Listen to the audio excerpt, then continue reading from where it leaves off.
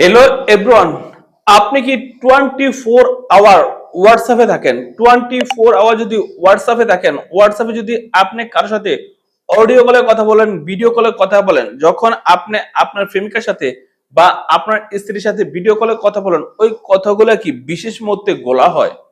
যদি বিশেষ মুহূর্তে গোলা হয় তখন কিন্তু আপনাদের অনেক বিরক্ত লাগে।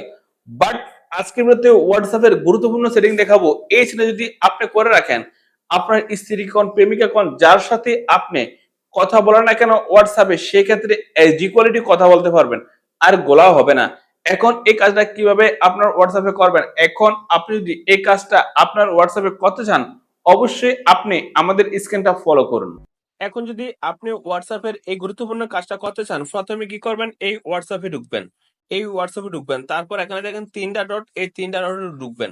তারপর এখানে দেখেন সেটিং, এই সেটিংসে আসবেন। তারপর এখানে দেখেন কোথায় আছে স্টোরেজ এন্ড ডাটা, এই যে এখানে দেখেন স্টোরেজ এন্ড ডাটা, এই স্টোরেজ এন্ড ডাটাতে আসবেন। তারপরে এখানে দেখেন ইউজলেস ডাটা ফর কলস, আমি আবার বলি ইউজলেস ডাটা ফর কলস, এটা যদি বন্ধ থাকে এরকম আপনি এনেবল করে দিবেন। যখনই এটা এনেবল করে দিবেন, তারপর থেকে আপনি যখন যার সাথে ভিডিও কলে কথা বলেন এন্ড অডিও কলে কথা বলেন, তখন কিন্তু নেটওয়ার্ক আর কোনো সমস্যা হবে না।